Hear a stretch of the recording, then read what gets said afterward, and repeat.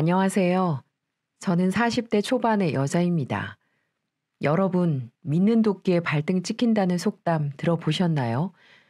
이 속담이 제 인생과 정확히 일치하는 것 같습니다. 성인이 된 후 딱 한 남자만 만났었고 그 남자만 바라보고 살았는데 정말 어처구니 없는 뒤통수를 맞게 되었네요. 정말 머리 검은 짐승은 거두는 게 아니라는 말이 있는 것처럼 도대체 어떤 사연이 있었는지 지금부터 말씀드려 볼까 합니다. 저는 소위 말하는 캠퍼스 커플로 저는 호텔 조리학과 남편은 의과 대학생이었습니다.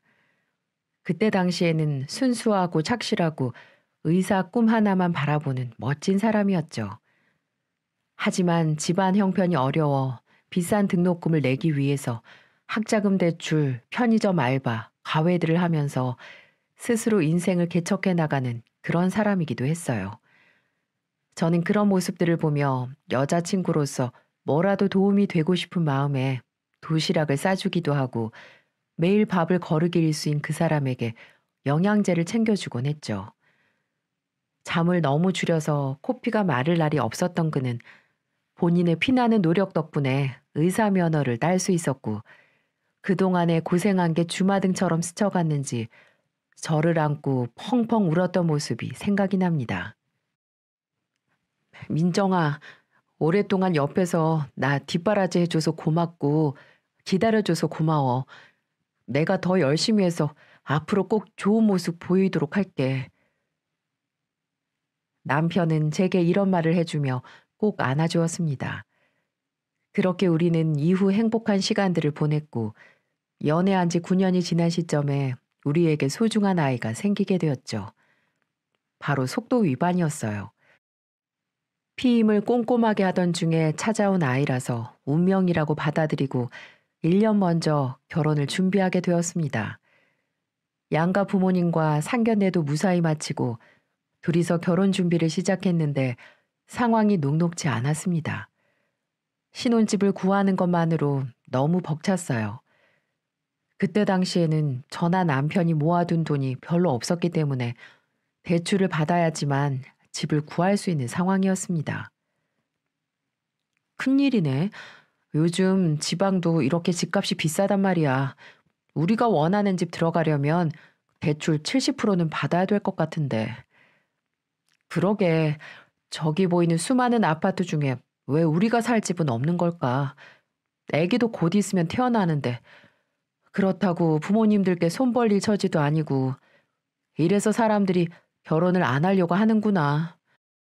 에휴, 그런 게 어딨어. 우선 내가 더 알아볼 테니 걱정하지 마. 설마 우리 세 식구 살 곳이 없겠어? 나 의사라고. 당신 남편 그래도 사자 들어가는 멋진 놈이니까 나만 믿어. 남편은 그렇게 저를 안심시키고 신혼집은 어떻게든 구할 수 있다고 호언장담했지만 일주일, 한 달이 지나도 달라지는 건 없었습니다. 그러다 보니 스스로를 비관하고 어느 날부터는 제 눈치를 살피며 한숨만 푹푹 쉬더군요. 그러던 중 한참 골머리를 앓고 있을 때 아버지가 갑자기 전화를 하셨습니다. 아빠, 딸, 준비는 잘 되어 가냐? 아니요. 지방이라서 서울보다 집값이 많이 쌀 줄 알았는데 막상 보니까 그것도 아니야. 내가 여태 세상 물정 모르고 살았나 봐요. 남편 쪽에서도 사정이 안 좋다 보니 마찬가지고 요즘 그래서 좀 답답하네요. 원래 결혼이 이렇게 힘든 건가 싶고. 말하다 보니까 하소연해버렸네. 걱정 끼쳐서 미안해요, 아빠. 정 안 되면 작은 집이라도 구해서 살아야죠. 음, 아니다. 정 힘들면 이 아빠가 좀 도와줄까? 아니야. 아빠도 도배 일하면서 열심히 모은 돈인데 내가 어떻게 지금껏 이렇게 키워주신 것만으로도 감사해요. 그러니까 그 돈으로 엄마랑 편안한 노후 보내세요. 아버지. 전 이렇게 아빠의 마음을 처음에는 거절했습니다. 도배 일이라는 게 기술자이기도 하지만 워낙 힘든 게 아니거든요. 지금은 사람들을 데리고 다니면서 작업을 하고 계시지만 아침에 일찍 나가 고된 몸을 이끌고 집으로 돌아오는 아빠의 모습을 많이 보았기 때문에 저는 그 돈을 절대 받을 수 없었습니다. 하지만 부모님은 부모님이셨어요. 당신들 노후 준비는 다 준비해놨다면서 제게 3억이라는 큰 돈을 주셨어요. 이거 받아라. 아빠가 30년 동안 피땀 흘리면서 모아온 돈이야. 우리 하나밖에 없는 딸 시집 보내려고 따로 모아놨었다. 그러니까 부담 갖지 말고 받아. 어떻게 부모가 돼서 단칸방에서 신혼살림을 시킬 수 있겠니? 뭐 우리 때야 월세방, 단칸방, 창문도 없는 곳에서 시작했다지만 내 딸은 그렇게 만들고 싶지 않다. 그 대신 꼭 잘 사는 모습 보여주면 돼. 아빠. 울지 말어. 정 받기 뭐하거나 그냥 받기 싫으면 나중에 잘 살아서 갚든가. 그러면 되지 않니? 네, 아빠. 꼭 갚을게요. 꼭 열심히 살아서 금방 갚을게요. 아빠가 주신 3억이라는 돈, 저를 키워주면서 뼈 빠지게 일해서 번 돈이실 겁니다. 그래서 저는 아빠의 마음을 받아들이고 꼭 갚아드리겠다고 다짐을 했습니다. 저는 곧장 이 사실을 남편에게도 알렸어요. 그랬더니 곧장 병원 끝나고 찾아와서는 아빠에게 무릎을 꿇고 연신 감사하다며 고개를 조아리더군요. 아버님, 감사합니다. 제가 꼭 아버님, 어머님 호강시켜드리고 이 사람에게도 손에 물 한 방울 묻히지 않고 살 수 있도록 열심히 살게요. 이 은혜는 평생 잊지 않겠습니다. 이 사람이 거짓말은 어떻게 물 한 방울 묻히지 않고 살 텐가? 그래, 마음이라도 그렇게 써주니 고맙네. 자네도 알겠지만 우리 딸 외동딸로 키웠지만 오냐오냐 키우지 않았어. 그러니 며느리로서 아내로서 본분은 다 하고 살 거네. 그리고 그 돈은 다 자식들 위해서 쓰려고 버는 거야. 그러니 개의치 말고 우리한테 열심히 사는 모습 보이면 우리는 더 여한이 없네. 아빠, 그거 저희가 빌린 걸로 하기로 했잖아요. 아, 그래, 그래. 내가 우리 딸 고집은 못 이기겠네. 그래, 그렇게 하자꾸나. 남편도 그 자리에서 제 말에 동의를 했고 꼭 5년 만에 갚아드린다고 새끼손가락까지 걸며 약속을 하더군요. 그때까지만 해도 남편은 정말 책임감이 강한 사람이었어요. 그 모습을 보고 제가 선택한 것도 있었고 부모님도 그 모습에 사위로 인정하기로 하셨을 정도였으니까요. 그렇게 우리는 아빠의 지원 덕분에 무사히 신혼집을 구하고 결혼을 할 수 있었습니다. 물론 집을 구하는 데 있어서 부족한 부분은 제 명의로 대출을 받아서 살 수 있었고요. 참 행복했어요. 남편이 제게 참 잘해줬거든요. 의사의 직업 특성상 몸이 고되고 힘들 텐데 집에 와서도 저를 위해 집안일도 알아서 척척 해주고 제가 다리가 아프면 발 마사지도 해줄 정도로 지극정성이었죠. 결혼 후에도 한결같이 저희 친정에도 잘했고 집안에 행사가 있을 때도 앞장서서 사위 역할을 톡톡히 하는 그런 남편이었습니다. 저는 이 행복이 정말 오래 갈 것만 같았어요. 하지만 결혼 후 2달 만에 이 행복은 시댁 식구들로 인해 무참히 깨지고 말았습니다. 잠깐 시댁 식구들로 말할 것 같으면 온 집안이 말 그대로 남편 빼고는 다 백수 집안이었어요. 시아버지도 젊으신 편인데 백수, 시어머니도 백수, 심지어 시누이도 백수 신세였습니다. 결혼 전에는 전혀 몰랐어요.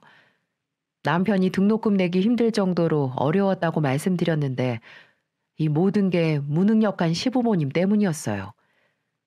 아버님은 택시 운전하시다 음주운전으로 면허 정지 당하시고 어머님은 과거 노래방 하시다 가게 정리를 하셨다고 하더군요. 시누이는 그냥 답도 안 나오는 여자였습니다. 들어보니 사상이 돈 많은 남자 만나서 시집가자. 그래서 이 비굴한 인생 탈피하자. 이런 사상을 가진 답도 안 나오는 년이었어요. 이런 집안에 어떻게 남편이 태어났는지 정말 친자 확인이라도 해보라고 할 정도로 이해가 가지 않을 정도였습니다. 시어머니는 어느 날부터 저희 신혼집을 제 집 드나들듯이 찾아오시더군요. 결혼 전엔 드러내지 않았던 본성을 드러내기 시작한 거죠. 한 번은 당당하게 터무니없는 금액의 용돈까지 당연하게 달라고 하셨고요. 문 열어라. 어머님, 연락도 없이 갑자기 어쩐 일이세요? 저 곧 일 나가봐야 되는데 이렇게 막무가내로 찾아오시면 어떡해요? 내가 내 아들 집에 오는데 연락은 무슨. 커피나 한 잔 내와라. 아, 저희 둘 다 카페인 음료 안 마셔서요. 물이라도 드릴까요? 에휴, 이렇게 준비성이 없어가지고야 원. 손님 올 걸 대비해서라도 믹스 커피라도 사다 놔야지. 뭐 하나 마음에 드는 게 없어 하여튼. 그리고 집안 꼴은 이게 뭐니? 살림하는 애가 창가에 먼지 좀 봐라. 이래서 창우가 힘들게 일하고 집에 와서 편하게 쉬겠니? 아, 죄송해요. 제가 거기까지 미처 못 봤네요. 앞으로 세심하게 잘 신경 쓸게요. 저는 어머님과 괜한 인상 붉히기 싫어 처음에는 고분고분 말을 들었습니다. 그런데 갑자기 저한테 보험을 몇 개 들라는 게 아니겠어요? 이미 필요한 보험들은 남편과 의논해서 들여놓은 상태였습니다. 어머님, 27만 원짜리요? 이 나이에 무슨 종신보험을 들라뇨? 이거 제가 죽어야 나오는 보험이잖아요. 아무리 어머님 친구분 부탁이라도 27만 원짜리 보험 드는 건 부담됩니다. 죄송해요. 그게 다 세상 살기 팍팍해서 그런 거 아니냐. 혹시라도 네가 잘못되면 우리 아들하고 태어날 손자가 어떻게 살라는 거냐? 원래 요즘 이 종신보험은 가족을 위해서 다 준비해 놓은 거야. 그러니까 하나 들어줘. 내 친구가 이번 달 영업 하나도 못했다고 난리가 아니구나. 어머니, 한 달에 27만 원 거기에 쓸 거면 우리 생활비에 보태는 게 차라리 낫죠. 그리고 얼굴도 모르는 어머님 친구분 사정을 제가 왜 신경 써줘야 되는 건데요. 어머님도 아시잖아요. 우리 신혼집도 못 구해서 단칸방에서 살 뻔한 거. 그런데 그런 말이 나오세요? 하여튼 말대꾸 하나는 천하제일이야. 옛날 같았으면 넌 시애미한테 맞아 죽었다. 요즘 세상에 태어난 걸 무릎 꿇고 감사하다고 생각해야 될 거다. 그렇게 제게 험담을 퍼붓고 가는 날도 있었습니다. 그런데 여러분, 아닌 건 아니지 않나요? 한 달에 대출금, 생활비, 카드값도 벅찬데 지금 당장 필요하지도 않은 보험을 들라뇨. 알아보니 27만 원짜리 종신보험 하나 들어주면 설계사한테 100만 원 이상이 수당으로 떨어진다고 하더라고요. 그 100만 원 때문에 며느리를 이렇게 닥달하는 거라 생각하니 정말 내 시어머님이 맞나 싶었습니다. 그리고 시모의 만행은 여기서 끝이 아니었어요. 이제 우리 아들도 점점 자리 잡아가고 있고 용돈 보내줄 때 되지 않았니? 눈치가 없는 거야. 알고도 시부모를 무시하는 거야. 의사 남편한테 시집 갔으면 알아서 시댁에 눈치껏 잘해야 될 거 아니야. 어머님, 저희도 힘든 거 아시잖아요. 아들이랑 며느리는 쌓인 대출금 갚느라 허리가 부서지도록 일하는데 어머님이랑 아버님은 아직 정정하신데도 집에만 계시잖아요. 요즘 60대면 젊다고 집에만 있지 않아요. 저희 엄마도 어머님보다 나이 많으신데 아직 일하시고 계시고요. 이게 어디서 어른한테 훈계질이야? 젊을 때 고생해서 아들 키운 값 좀 받겠다는데 네가 뭔데 막어? 잔말 말고 이번 달부터 100만 원씩 보내라. 의사 월급 뻔히 아는데 어디서 힘든 척이야. 어머님, 지방에 있는 병원이라 어머님이 생각하시는 만큼 달에 1,000만 원씩 벌어오는 의사 아니에요. 지금 경력도 남편은 짧고요. 지금도 벅차요, 어머님. 곧 애기도 태어나면 돈 들어갈 곳이 한두 군데가 아니고요. 나중에 돈 좀 여유 생기면 그때 적정선에 맞춰서 드릴게요. 니네 애비가 3억 도와줬잖아. 그래도 부족해? 그러니까 뭐하러 이렇게 비싼 집을 샀어? 이렇게 소리를 치는 거 있죠? 우리 결혼할 때 돈 한 푼 안 도와주신 분이 큰 소리를 뻥뻥 치시면서 뱃속에 애를 놀래키시는데 황당할 따름이었습니다. 어머님, 저희 친정 부모님은 저희에게 아무것도 바라지 않으시고 자식들 잘 살기만을 바라시는데 어머니는 왜 제게 와서 힘들게 하세요? 저희도 마음 같아서는 100만 원, 아니 200만 원이라도 드리고 싶죠. 근데 형편이 안 되는 걸 어떡해요? 어머님이 이럴 때마다 저 정말 속상해요. 아유, 됐다. 역시 개념 없는 거는 지혜비 닮아서 그런지 한 번이라도 지려고 하질 않아. 그리고 우리가 살면 또 얼마나 산다고 100만 원이 아까워? 됐고, 잔말 말고 100만 원씩 보내. 어머님, 전 못 드린다고 분명 말씀드렸어요. 용돈 100만 원을 통보하고 등을 보이는 시어머니를 향해 절대 안 된다고 소리쳤지만 들은 척도 안 하셨습니다. 정말 답답했어요.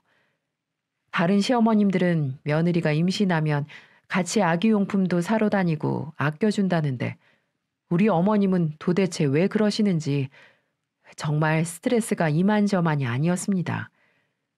그래서 퇴근하자마자 집에 와서 남편이랑 얘기를 나눴죠. 여보, 어머님이 오늘 갑자기 오시더니 매달 용돈 100만 원씩 붙여달라시네. 우리도 빠듯한데 어쩌지? 뭐? 엄마가 그랬어? 옛날부터 하여튼 양심이라는 건 없는 분이라니까. 나한테 딱히 해준 것도 없으면서 하라는 건 왜 이렇게 많은 거야 진짜. 됐어. 내가 직접 말할게. 당신은 신경 쓰지 마. 남편도 화가 많이 났는지 바로 시모한테 전화를 걸더군요. 의사 아들 전화가 그리 반가운지 옆에서도 목소리가 다 들릴 지경이었죠.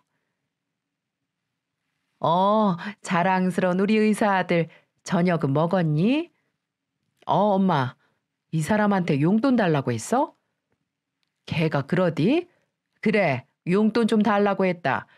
100만 원이면 큰 액수도 아닌데 뭐 너한테까지 말했다니? 나 공부할 때랑 우리 결혼할 때 해준 것도 없으면 염치라도 있어야지. 어떻게 우리 상황 뻔히 알면서 그런 걸 요구해? 이게 낳아주고 키워준 은혜도 모르고 너는 혼자 태어났니?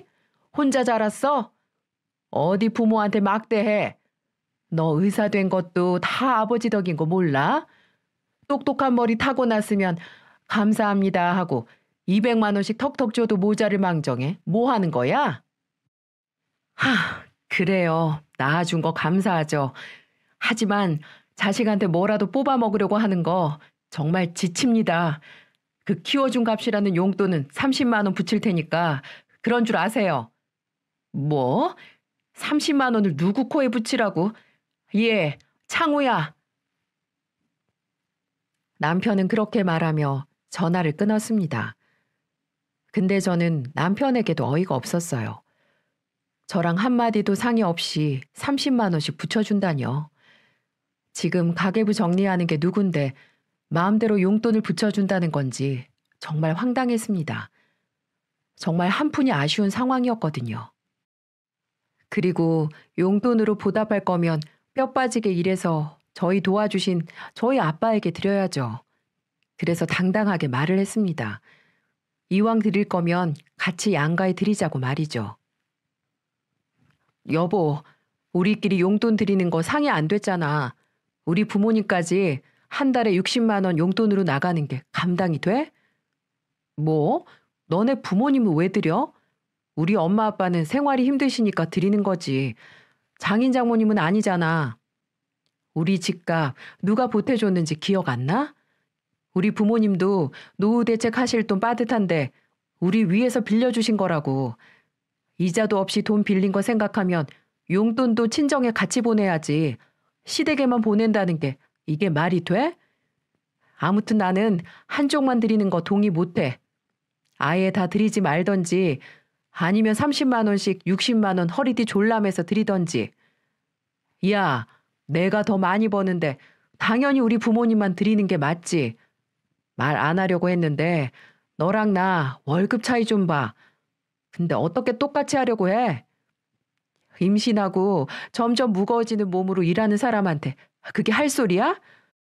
나 원래 개인 사업 준비하고 있었는데 임신하고 나서 당신이랑 행복한 가정 꾸리고 싶어서 잠시 내려놓은 거 잊었어? 아이랑 가정을 위해 내가 이렇게까지 노력하는데 당신은 하는 게 뭐야? 저는 남편의 말에 놀라지 않을 수가 없었습니다. 평소 그렇게 친정에 잘하고 착했던 남편이었는데 본인 집은 찢어질 정도로 가난하니까 용돈 드리고 우리 집은 부모님들이 일을 하시니 주지 말자는 소리에 처음으로 실망을 했습니다. 그래서 며칠 냉전의 시간을 가졌어요. 그랬더니 남편이 먼저 손을 내밀더군요. 여보, 미안해. 당신한테 그러면 안 됐는데. 나도 우리 집안이 무능력하고 짜증나서 그랬어. 우리 양가에 30만 원씩 드리자. 내가 조금 더 수술하고 노력할게. 그러면 문제 없을 거야. 남편은 이렇게 말을 하며 그날 저녁 하루 종일 제 기분을 풀어주려고 노력을 했습니다. 남편이 했던 말들이 아직도 머릿속에 남아 있었지만 처음이니까 그 일은 넘어가기로 했어요. 괜한 싸움으로 가정 분위기를 흐트리고 싶지 않았거든요. 하지만 남편에게는 단단히 부모님들에게 차별하지 말라고 말을 하고 마무리를 지을 수 있었습니다. 그 일이 있은 후 저는 소중한 아이를 출산하게 됐어요. 건강하고 예쁜 딸이었죠. 남편은 누구보다 사랑스럽게 딸을 안아주었고 양가 부모님들도 무척이나 기뻐해 주셨습니다. 그래서 앞으로는 시댁 부모님들도 더 이상 우리를 괴롭히지 않고 잘 살라고 응원해 주실 줄만 알았습니다. 아니, 그렇게 믿고 싶었죠. 하지만 그건 저만의 착각이었어요. 이후 시댁 식구들도 모자라 그렇게 믿었던 남편까지 저의 뒤통수를 치는 사건들이 벌어지게 됩니다. 그 얘기는 차차 말씀드려야 할 것 같네요. 먼저 저는 출산한 후 어느 정도 딸이 자랄 무렵에 회사를 아예 퇴사를 하고 다른 일을 알아보기 시작했어요. 바로 할머니부터 내려온 곱창집을 엄마와 같이 새롭게 시작해보기로 한 거죠. 요즘 젊은 사람들 입맛에 맞게 소스도 개발하고 인터넷을 찾아 여러 가지 음식들로 혼합도 해보고 저는 그렇게 새로운 곱창을 만들기 위해 부단히 노력했어요. 할머니가 돌아가시고 엄마가 작게 곱창집을 운영하셨는데 처음 제가 시작했을 때는 하루에 8테이블도 받지 못하는 그런 가게였죠. 그건 바로 위치가 좋지 못했기 때문입니다. 시내와 약간 떨어진 곳에 있었기 때문에 사람들이 잘 찾아오지 못하는 한계가 있었어요. 그래서 저는 어느 정도 메뉴를 개발한 뒤 SNS와 인터넷, 인스타그램 광고에 우리 가게 곱창 음식들을 사진으로 올리기 시작했습니다. 최대한 맛있게 보이려고 전문 사진 작가를 불러 음식들을 찍어 올렸죠. 블로그 작가님들도 섭외해서 홍보도 많이 했고요. 그랬더니 제가 시작한 지 2년 만에 대박이 나기 시작했습니다. 그 2년 동안은 정말 힘들었어요. 음식이 맛도 없고 비린내 난다고 먹다가 나가는 사람도 있었고 광고에서 본 음식이랑 다르다고 환불을 요구하는 사람도 있었으니까요. 심지어는 여자 둘이 장사를 하다 보니 치근덕거리는 취객들도 있었고요. 하지만 엄마와 전 이것도 하나의 과정이라 생각하고 인내하면서 손님들 입맛에 맞게 음식을 내놓으려고 끊임없는 노력을 했죠. 그 덕분에 어느 정도 시간이 흐르니 입소문을 타서 퇴근 시간 되면 줄을 서서 기다려야 먹을 수 있는 대박 가게로 알려지기 시작했습니다. 엄마, 이게 꿈이야, 생시야? 엄마, 내 볼 한번 꼬집어봐. 아직도 믿겨지지가 않아. 아이고, 꿈 아니야. 우리 딸 때문에 먼지 털털 나는 가게에 이렇게 문전성실 이룰 줄이야. 고맙다, 고마워. 다 우리 딸이 인터넷에 홍보하고 광고하고 그런 덕분이야. 돌아가신 할머니가 얼마나 좋아하시겠니? 그러니까 엄마, 우리 조금만 더 힘내서 아빠 도배일 그만하시게 하자. 이제 쉬실 때도 됐잖아. 아빠 힘들어하는 모습 더 이상은 보고 싶지 않아. 아이고, 우리 딸. 엄마와 저는 하루하루를 감사하며 이럴 때 더 열심히 하자고 몇 번이나 다짐을 했었죠. 그렇게 사업에 매진한 지 3년이 지나고 그동안 일하랴 육아하랴 피로가 많이 쌓였는지 몸살이 났던 어느 날 갑자기 시모가 저를 또 괴롭히기 시작하는 겁니다. 오전에 조금 쉬고 나가려는데 갑자기 시모한테 전화가 왔길래 어쩔 수 없이 받았습니다. 3년간 시모와 있었던 불화통 터지는 일은 많았지만 그건 말씀 안 드릴게요. 여러분들이 다 예상하는 그 모습이었으니까요. 여보세요? 예, 너는 시모가 전화를 했는데 왜 죽어가는 목소리야? 이 CM이랑 통화하는 게 싫어 죽겠니? 아니요, 어머님. 제가 몸살 기운이 있나 봐요. 가게에서 밤 늦게까지 일해서 그런가 보네요. 요즘 애들은 몸이 약해서 탈이라니까. 일 조금 했다고 골골거리고 누워있긴 하고 말이야. 그것보다 너는 결혼한 지 몇 년째인데 시애미한테 선물 하나가 없니? 어머니, 생신 때마다 선물 챙겨드리는데 무슨 말씀이세요? 갖고 싶어 하시던 명품 스카프도 사드리고 매달 용돈도 드리고 얼마 전에는 구두도 사드렸잖아요. 그렇게 말씀하시면 서운하죠. 스카프 그것 값 얼마 되지도 않는 거 가지고 다름이 아니고 네 시애비 자동차나 한 대 사줘야겠다. 다시는 음주운전 안 하기로 약속했으니까 너네 자식들이 하나 좋은 걸로 사줬으면 한다. 그 정도는 해줄 수 있잖아. 네? 어떤 차 보고 계시는데요? 제네시스. 요즘 그 차가 핫하다면서. 너희 시애비 그 차 갖고 싶다고 자동차 영업소 매일같이 다니고 아주 난리가 아니다. 보니까 한 9천이면 사던데. 니네 시애비 노후 선물이라 생각하고 한 대 사주려무나. 창우한테 말하니까 너한테 전화해보라고 하더라고. 너 지금 어디냐? 네? 어머님, 제네시스라뇨. 그 차가 얼마나 비싼 건데요. 말이 국산차지 외제차나 다름 없다고요. 우리도 지금 그랜저 타고 다니는데요. 죄송해요. 저희도 그 차는 꿈에 그리던 차여서 부담돼서 못 들어드릴 것 같습니다. 아무튼 저 지금 일하러 나가야 해서 바빠요. 저는 모르겠으니까 나중에 창우 씨한테 얘기하세요. 그깟 식당 알바에서 몇 푼이나 번다고 유세야 유세가. 내가 의사 아들 뒀는데 그 차 하나 받질 못해? 너 창우가 벌어다 주는 돈으로 사치 부리는 거 아니야? 우리 아들이 열심히 번 돈 해프게 쓰는 거 아니냐고. 집에서 돈이나 까먹는 돈벌레가. 그러니까 시부모들을 저렇게 무시하지? 휴, 아무리 그렇게 말씀하셔도 그런 사치품 저는 절대 못 해드려요. 저 나가봐야 해서 끊을게요. 끊기만 해봐라. 이게 어디 시엠이 무서운 줄도 모르고 어디서 버릇없게 전화를 끊는다 만다야? 필요하다고 하면 대출이라도 받아서 못할 망정. 뭐? 너네 둘 다 신용 좋으니까 대출 받아서 줄 수 있잖아. 그런데 절대 못 해줘? 내 아들이 의사인데 몇 년째 왜 돈이 없어? 너는 양심이 있니? 없니? 어머님, 제발 부탁이에요.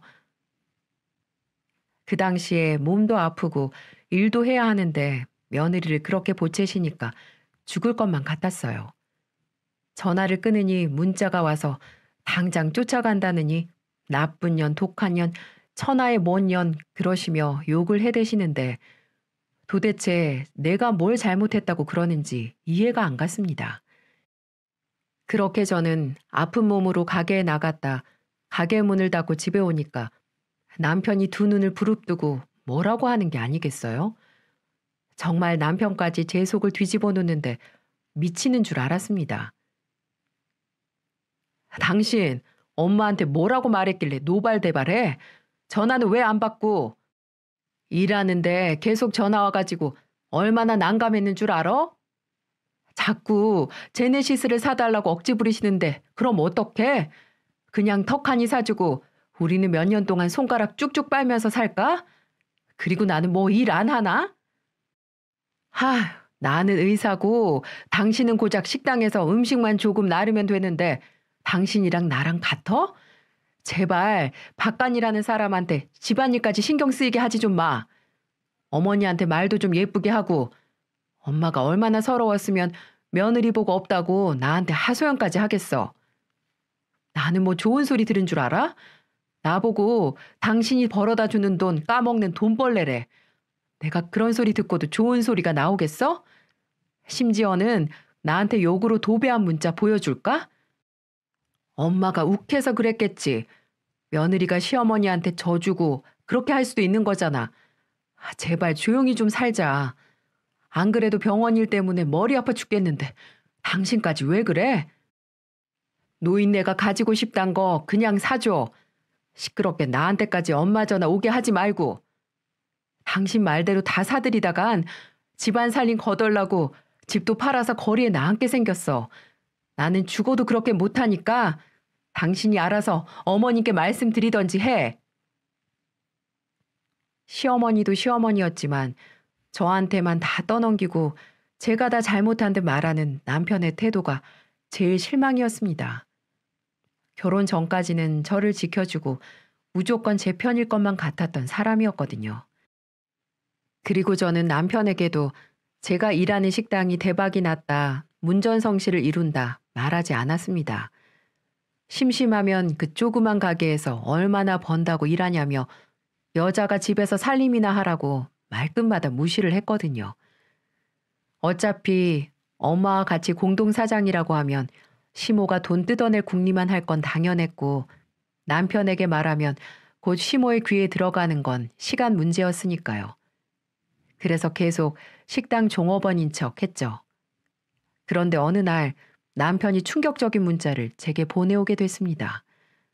아직도 그 사건만 생각하면 가슴이 철렁철렁해지는 것 같네요. 제게 문자가 와서는 의사 일을 때려치겠다는 겁니다. 기나긴 공부 기간을 거쳐서 힘들게 의사가 됐는데 이제 의사 된 지 몇 년이나 됐다고 때려친다뇨. 말로는 적성에 안 맞다, 몸이 안 좋다, 환자들 보는 것만으로 이제 구역질이 나온다 이렇게 말을 하는데 어느 누가 걱정을 안 하고 가만히 있을 수가 있겠습니까? 그런데 더 웃긴 건 저한테 문자를 보냈을 무렵 이미 남편은 2개월 전에 병원을 퇴사했다는 거였어요. 그럼 그동안 출근도 안 하고 저를 속이고 집을 나간 남편은 어디로 간 걸까요? 알고 보니 제 눈을 피해 만화방, PC방, 혼자 이곳저곳을 여행 다녔다는 겁니다. 무슨 애들도 아니고 만화방, PC방이라뇨. 물어보니 시간 때울 곳이 없어서 거기서 시간 때우려고 갔다는 거 있죠? 남편이 그동안 가져다 준 월급도 대출을 받아서 갖다 줬다고 하더군요. 그런데 너무 이 생활이 힘들고 지쳐서 이제야 말을 했다는 거예요. 여러분, 이게 말이 되나요? 다른 이유도 아니고 일을 하기 싫어서 그 좋은 직장을 때려쳤다뇨. 남편 호주머니를 뒤져보니 정말로 PC방 계산서, 만화방 계산서들이 우르르 자켓에서 다 쏟아져 나오는 겁니다. 아니 인간아, 이 세상에서 자기가 하고 싶은 일만 하는 사람이 어딨어? 그리고 그런 일이 있었으면 마누라인 나하고 이혼해서 되지 않아? 당신 이 집의 가장이야. 그리고 혼자 사는 사람 아니라고. 나는 이 집 식모야, 파출부야. 당신 밥 해주는 사람이냐고. 아니, 내가 일 다니기 싫어서 그만뒀다는데 왜 당신이 난린데? 다른 일 알아보면 되잖아. 왜? 이제 내가 꼬박꼬박 벌어다 주는 돈 못 받으니까 열받아서 그런 거야? 당신이 날 돈 버는 기계로 생각했겠지. 됐고, 내 일은 내가 알아서 할 거니까 참견하지 마. 남자 일에 이래라 저래라 하지 말라고. 언제 저렇게 변해버린 걸까요? 남편은 더 이상 제가 알던 남편이 아니었습니다. 말로 다 표현을 못할 만큼 화가 나서 속에 천불이 났어요. 책임감도 없고 자상하지도 않고 목표도 없는 이 남자가 정말 제가 알던 그 열정 넘치던 사람이 맞나 싶었죠. 남편은 그 이후로 제게는 다른 일 알아본다고 했지만 6개월 동안 백수로 지냈습니다. 몸이 힘든 거는 힘들어서 못하겠다. 월급이 작은 곳은 고작 그거 받고 어떻게 일을 하냐. 매번 이런 식이었어요. 그럼 편의점에 가서 알바라도 뛰라고 해도 명색의 의사였는데 어떻게 천민들이 일하는 그런 곳에서 일을 하냐며 제 속을 뒤집어 놓는 날이 하루 이틀이 아니었어요. 딸이 옆에서 놀고 있는데도 술을 먹거나 안주를 시켜서 먹는 날이 대부분이었고 누워서 과자를 먹으며 과자 부스러기를 입에 다 묻혀서 자근자근 씹어 먹는데 어찌나 그런 모습이 꼴보기 싫던지요. 어떤 날은 주방에서 음식을 하고 있는데 제 딸이 글쎄 소주병을 들고 입에 대고 먹으려고 하는 거 있죠. 바로 본인의 아빠가 평소에 저런 모습을 보이니 딸이 아빠를 그대로 따라한 거였죠. 그래서 저는 그 경악할 광경을 보고 남편을 깨워 엄포를 놓았습니다.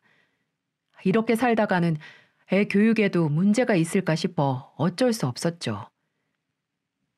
당신 언제까지 이렇게 망나니처럼 살 건데 구하라는 일자리도 요즘은 알아보지도 않고 그리고 조금 전에 우리 딸이 어떤 행동을 보였는 줄 알아? 당신 따라서 소주병을 원샷 때리려고 하고 있더라. 이게 정상적인 가족의 모습이야? 지금부터 말하는데 한 번만 더 집에서 술 먹으면 바로 이 집에서 쫓겨날 줄 알아. 알았어? 남편의 마음도 제가 모르는 게 아니었어요. 본인도 잘하고 싶은데 마음처럼 되지 않은 거겠죠. 그런데 정도라는 게 있어야 되는 거 아닌가요? 저는 언젠가는 남편이 다시 정신을 차릴 거라고 믿고 기다려줬습니다. 그런데 남편은 저의 그 호의를 당연하듯이 받아들이더니 이제는 거의 망나니 생활을 하니 어떤 마누라가 가만히 있을 수 있겠어요. 일이라도 안 하면 집안일이라든지 하나밖에 없는 딸이라도 잘 챙겨줘야죠. 일도 안 하고 애도 안 봐주고 가게 마치고 오면 집안에 돌아다니는 쓰레기, 소주병 그런 모습을 보고 안 미칠 사람이 어디 있겠습니까? 남편은 그 뒤로 취업을 하긴 했습니다. 의사가 아닌 대리운전이죠. 그것도 딱 3시간 하고 힘들다며 집으로 들어와 버리더군요. 그리고 대리운전으로 버는 하루 4만 원으로 본인 술값에 썼고요. 그래서 저는 슬슬 이때부터 이혼을 고민했던 것 같아요. 이런 남편이랑은 평생 살 자신이 점점 없어졌거든요. 그런데 이런 상황에서 백수 집안의 딸내미 신우이가 한술 더 떠서 찬물에 기름을 붓는 게 아니겠어요? 언니, 잘 지내죠? 아가씨가 어쩐 일이세요? 우리 사이에 무슨 일 있어야 전화를 하나. 다름이 아니라 혹시 모아둔 돈 좀 있어요? 급하게 제가 쓸 데가 있어서요. 계좌번호 불러줄 테니까 500만 원만 보내줘요. 아가씨, 저한테 돈 맡겨놓으셨어요? 뭘 그렇게 당당하게 돈을 달라고 하세요? 아니, 오빠가 의사인데 동생한테 500만 원도 턱턱 못 준다는 게 말이 돼요? 언니가 떵떵거리고 호의호식하는 그 돈 중에 조금만 달라는 거잖아요. 이혼하고 벌이가 없다 보니까 요새 외식도 못하고 답답해서 죽겠단 말이에요. 그럼 일을 하세요. 그렇게 의존적인 성격에 술 마시고 놀기만 하니까 2년 만에 이혼 당하죠. 뭐라고요? 언니, 지금 말 다 했어요?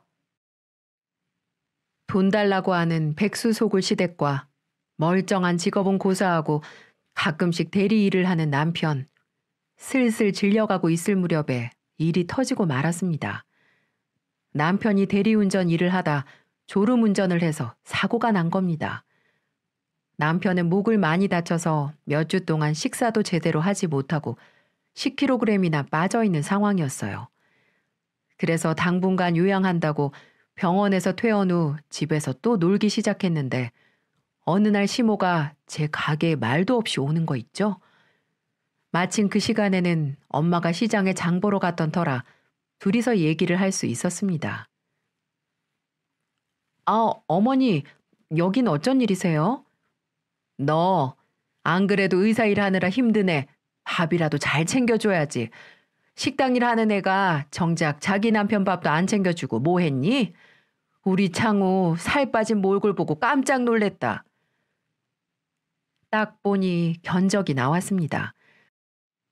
남편은 아직 본인이 의사일 관뒀다고는 얘기도 안 했고 몸이 안 좋아서 며칠 쉰다고 시모한테 말한 거였더군요. 그러면서 제가 아침밥이라든지 저녁밥을 안 차려줘서 살이 쭉 빠졌다고 얘기했다는 겁니다. 예, 너는 아픈 애한테 제대로 밥도 안 먹였니? 우리 애 살 빠진 것 좀 봐라. 너는 반대로 살이 포동포동 오른 게 아주 잘 먹고 다닌 것 같다.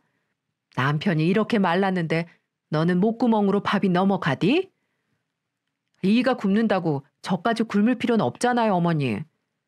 하여튼 그 말버릇은 그건 그렇고 나 당분간 니네 집에서 생활 좀 해야겠다. 네 시애비 성격 더러워서 못 살겠어. 허구한 날 술 먹고 행패질이야.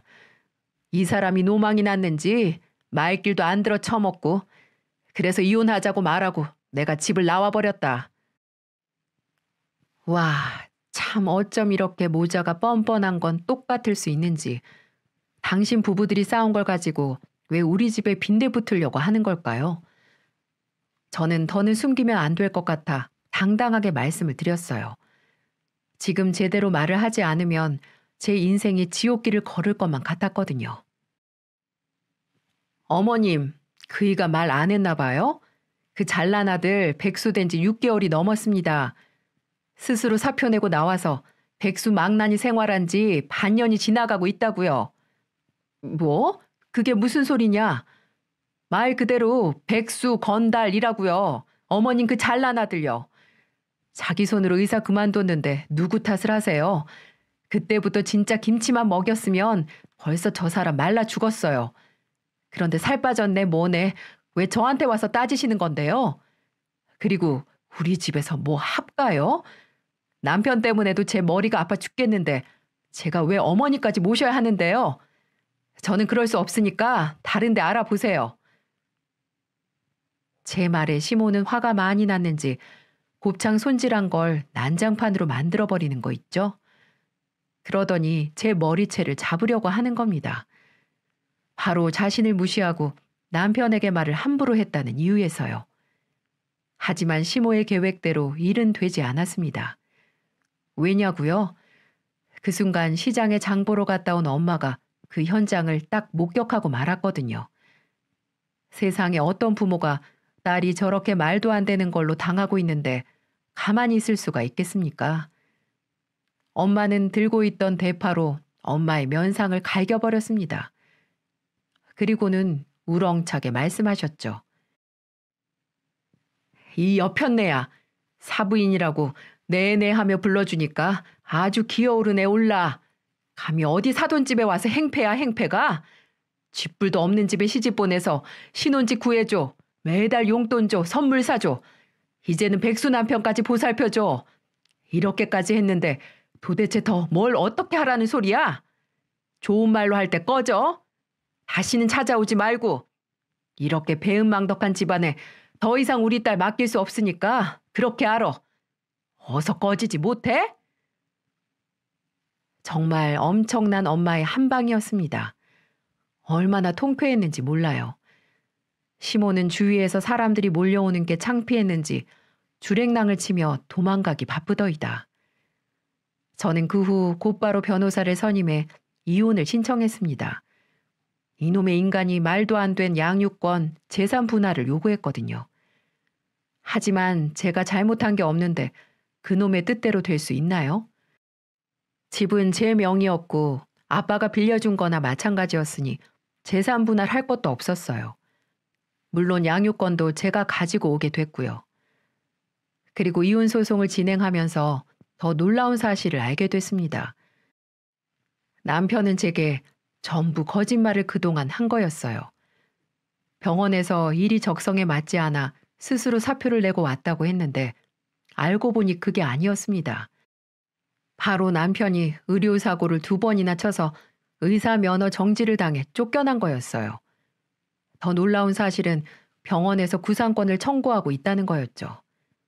직원들과 낮술을 2잔 정도 먹고 수술실에 들어갔던 거였습니다. 병원에서 날라온 등기를 보고 제가 알게 됐죠. 금액을 보니 1억도 넘는 금액이었어요. 이혼 전에 이 사실을 알았다면 저는 지금 이렇게 사연도 보내지 못할 수도 있었을 겁니다. 그놈 그 돈 막아주느라 정신이 없었겠죠. 정말 천당과 지옥을 번갈아 가는 기분이었어요. 저는 그래서 전 시모한테 정말 감사하게 생각하고 있답니다. 어떻게 보면 제 인생을 구제해주는 사람이나 마찬가지니까요. 시모만 아니었으면 제가 이렇게 서둘러서 이혼을 하지 못했을 겁니다. 들어보니 남편은 시댁에 들어가 아직도 정신 못 차리고 구상권 금액 구하려고 별짓을 다 하고 있다고 하더군요. 시댁이 능력도 없는데 그만한 돈을 도와줄 리도 없고요. 지금은 그놈의 백수 시댁 집안을 안 봐도 돼서 제 속이 얼마나 후련한지 모르겠네요. 다시 새 인생을 사는 기분입니다. 찌질하게 얼마 전에는 저한테 돈 좀 빌려달라는 전 남편 놈. 그래서 제가 한 소리 했습니다. 그 입 닥치고 양육비 보내주지 않으면 내 딸 볼 생각도 하지 말라고요. 그랬더니 과거로 돌아가고 싶다고 바보같이 서럽게 우는데 참 그 모습이 가관이더군요. 뭐 어쩌겠어요. 지 잘못된 행동으로 인해 팔자가 꼬인 것을요. 그렇게 저의 결혼 생활은 종지부를 찍을 수 있었습니다. 지금 저는 곱창집이 더 잘 돼서 옆가게를 터서 확장해서 식당을 운영하고 있어요. 제 딸도 무럭무럭 잘하고 있고요. 주위에서는 아직 젊으니 새 출발하라고 하는데 남편과 시댁에서 제대로 당한 탓인지 결혼이라는 두 글자는 아예 생각하고 싶지도 않네요. 그냥 우리 부모님, 우리 딸만 바라보며 인생을 살고 싶네요. 맛을 보고 나야 진정한 단맛을 알 수 있다는 속담처럼 제 앞날에는 달콤한 일만 가득했으면 좋겠습니다. 저 앞으로 잘 살 수 있겠죠? 열심히 살라고 여러분이 응원해 주시면 정말 감사하겠습니다. 제 사연은 여기까지입니다. 다들 요즘처럼 힘든 시국에 항상 웃고 기쁜 날, 행복한 날만 있으시고 항상 건강하시기 바랍니다. 사연 함께 해주셔서 감사합니다.